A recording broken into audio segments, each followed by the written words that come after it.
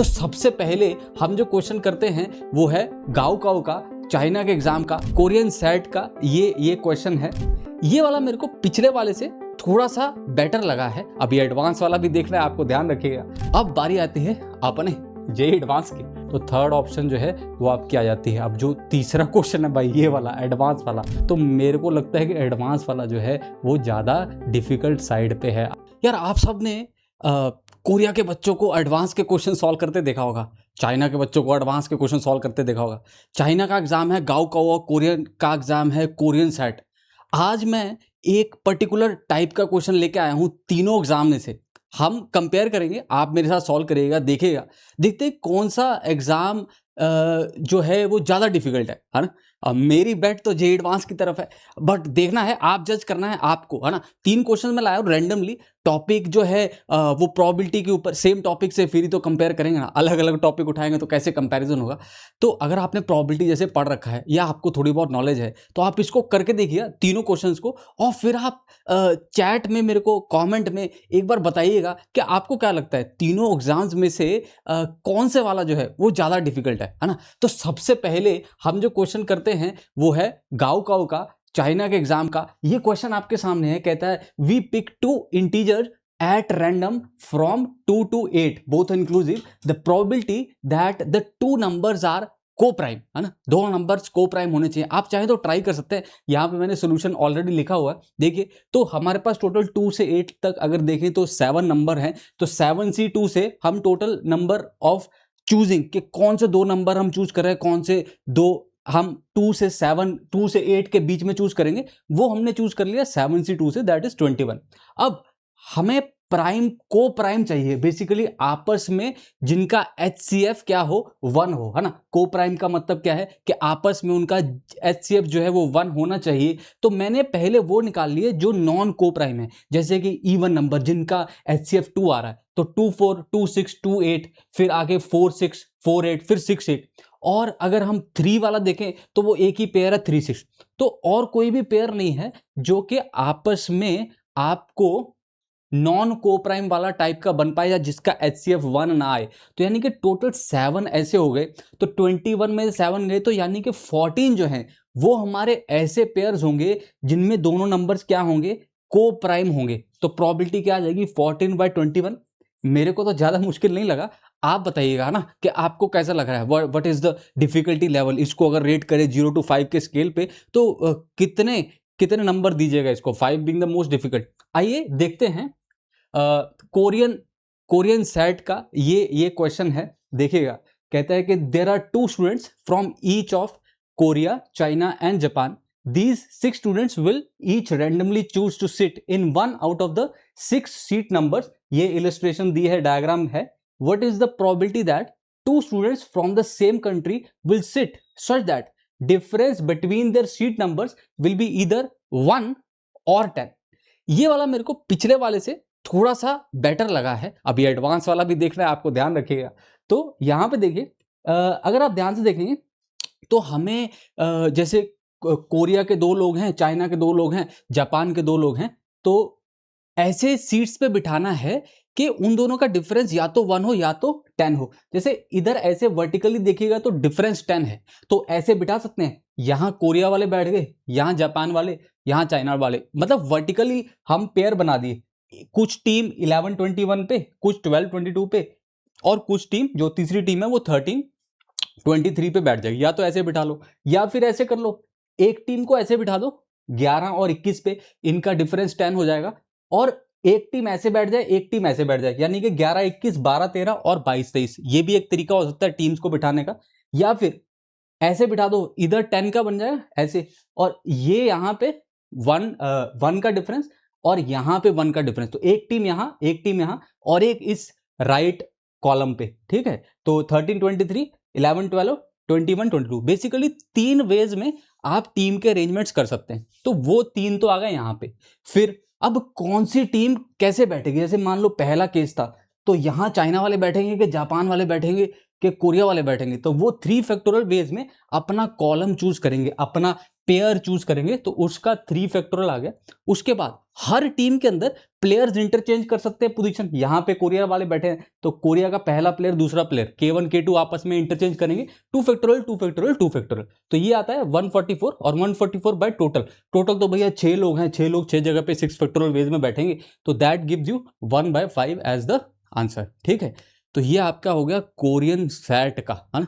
ये पिछले वाले से थोड़ा बेटर है ना, उसके कंपैरिजन में देखिए हल्का सा डिफिकल्ट साइड पे है। अब बारी आती है अपने जेईई एडवांस की।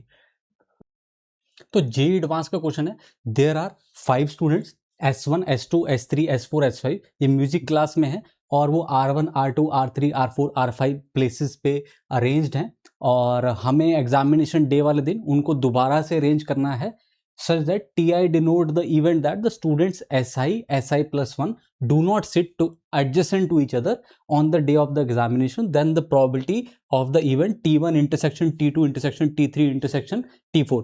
T1 का मतलब क्या होगा? T1 का मतलब है कि S1 और S2 एक साथ नहीं बैठेंगे। T2 का मतलब होगा कि S2 और S3 एक साथ नहीं बैठेंगे।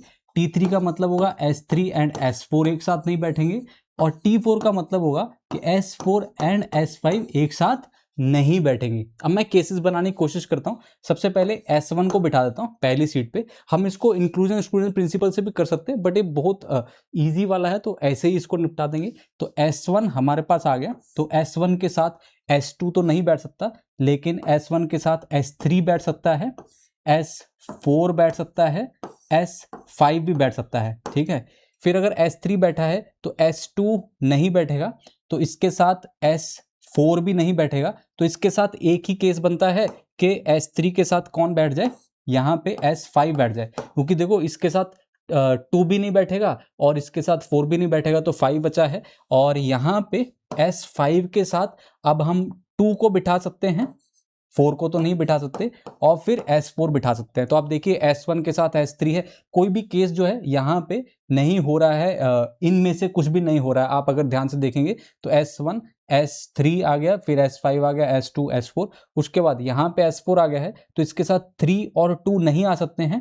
सिंस 3 और 2 नहीं आ सकते तो 5 और 3 नहीं आ सकते हैं, तो इसके साथ 2 आया होगा। 5 और 3 नहीं आ सकते तो 2 आया होगा, और 2 के साथ हम कह सकते हैं 3 नहीं आएगा, 1 नहीं आएगा, 5 आ सकता है, और फिर हमारे पास यहाँ पे 3 मिसिंग था तो 3 आ गया। ये एक केस हो गया। S5 के साथ 4 नहीं आ सकता, लेकिन S5 के साथ 3 आ सकता है, और S5 के साथ 2 भी आ सकता था। ठीक है, S5 के साथ 2 भी आ सकता था। अगर मैं S3 को रखता हूं तो यहाँ पे 4 नहीं आना चाहिए, यहाँ पे 2 भी नहीं आना चाहिए, तो फिर तो ये तो खराब हो गया। और अगर मैं S5 के साथ S2 को रखता हूं तो इसके साथ यहाँ पे 3 नहीं आना चाहिए, यहाँ पे 4 आ सकता है, तो 4 मैंने रख दिया, लेकिन फिर अगले वाले में S3 रखेंगे तो वो गलत हो जाएगा। तो बेसिकली हमारे पास यहाँ पे 2 केस बनते हैं। ठीक है, यही वाले 2 केस आप देख सकते हैं। S5 के साथ मैंने S3 को रखा है, S5 के साथ S2 को भी रखा है, तो यहाँ पे ओके था, लेकिन अगली वाली टर्म जो है वो मैं नहीं रख पा रहा हूँ, क्योंकि अगली वाली टर्म में या तो 2 या तो 4 आना ही आना है। तो 2 ये हो गए। इसके साथ मैं अगर S2 वाला बनाता हूँ, S2 से स्टार्ट होता है, तो S2 के साथ मैं 1 नहीं रख सकता, 3 नहीं रख सकता, तो S4 रख सकता हूँ, और मैं साथ में क्या रख सकता हूँ, S5 रख सकता हूँ। ठीक है, तो S4 अगर मैं रखता हूँ तो S4 के साथ मैं 2 तो रख दिया है, 3 नहीं रख सकता और 5 नहीं रख सकता, तो मैं S1 रख लेता हूँ, और S1 के साथ मैं फर्दर 3 रख सकता हूँ, और फिर 5 रख सकता हूँ, या फिर मैं ऐसे रख लेता S4 S1 और S5 और S3, ये वाला चल जाता। ठीक है, ये 2 और हो गए। फिर S5 के साथ मैं 4 नहीं रख सकता, 3 भी नहीं रख सकता, तो मैं 1 रख लेता हूँ। ठीक है, 4 नहीं रख सकता, 3 रख सकता हूँ, लेकिन तो S3 भी रख लिया हमने। S1 के साथ हम 2 हो गया है 4, S1 के साथ हम S4 रख सकते हैं, लेकिन फिर बाद में हमें 3 रखना पड़ेगा, तो ये वाला ख़राब हो गया। और 3 रख लिया है, तो अब हम यहाँ पे S1 रख लेते हैं और उसके बाद S4 रख लेंगे, ये वाला पॉसिबल है। तो 3 यहाँ पे बैठे। ठीक है, अब देखिए जो आपका 1 और 2 है, वो वैसा ही बिहेव करेगा जैसे 4 और 5 करेंगे, यानी कि 2 इसके आए और 3 इसके आए, तो 3 + 3 6 हो गए, 2 + 2 4 हो गए, तो 10 हो चुके हैं। एक हम ले लेते हैं जब हम S3 से शुरू करते हैं, ठीक है, S3 से अगली स्लाइड पे कर लेते हैं। S3 से हमने स्टार्ट किया, तो S3 के साथ हम कौन रख सकते हैं, 2 रख सकते, 2 नहीं रख सकते, 1 रख सकते हैं और S5 रख सकते हैं। अगर हमने 1 रख लिया तो 1 के बाद 2 नहीं रखा जा सकता, लेकिन 4 रखा जा सकता है, 5 भी रखा जा सकता है। अगर हमने 4 रख लिया है तो अब हम आगे यहाँ पे 2 रख सकते हैं, ठीक है, और 2 रख लिया है तो हम फिर 5 भी रख सकते हैं, तो ये एक पॉसिबल है। अगर हमने 5 रख लिया है यहाँ पे तो हम 4 तो नहीं रख पाएंगे, लेकिन हम 2 ज़रूर रख सकते हैं। 2 हमने यहाँ पे रख लिया और फिर हमने यहाँ पे 4 रख लिया, ये भी पॉसिबिलिटी है।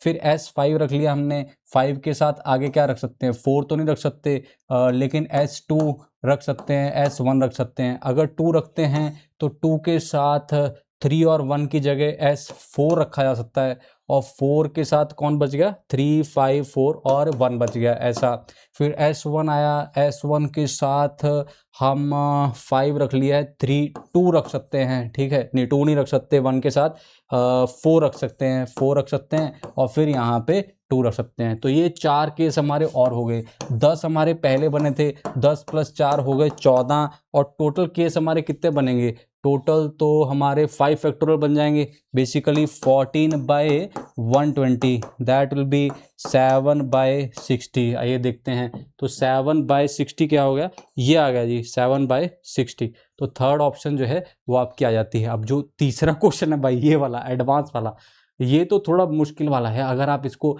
इंक्लूजन एक्सक्लूजन प्रिंसिपल से भी करेंगे तब भी थोड़ा लेंदी जाएगा, और ऐसे भी आप देखिए आपको केस बनाने पड़ सकते हैं, और ऐसे केस बनाने में गलती होने के भी चांस हैं। तो डेफिनेटली इन 3 क्वेश्चन के कंपैरिजन देखें तो मेरे को लगता है कि एडवांस वाला जो है वो ज़्यादा डिफ़िकल्ट साइड पे है। आपको चैट में कमेंट में बताना है कि आपको कौन सा वाला मुश्किल लग रहा है। जाने से पहले आपको बता देते हैं कि बाउंस बैक सीरीज हो रही है क्लास 12 की प्रिपरेशन के लिए अनअकैडमी पे। ये एक बैकलॉग कोर्स है जिसको आप कर सकते हैं। 7 एजुकेटर्स 4 दिन में आपको 5 टॉपिक जो हैं वो कवर करवाने वाले हैं, इंपॉर्टेंट वाले। मैं भी हूँ इसमें, इसका लिंक आपको दिया हुआ है, जस्ट 1 रुपी में आप इसको अटेंड कर सकते हैं। ये हमारे अनअकैडमी के प्लस प्लेटफॉर्म पे होगा। बहुत ही बढ़िया आपको एक्सपीरियंस मिलने वाला है, तो इसमें ज़रूर आइए, हमारे साथ ज़रूर जुड़िए और पढ़ाई करते रहिए। बहुत जल्द अगले वीडियो के साथ एक बार फिर से मिलेंगे।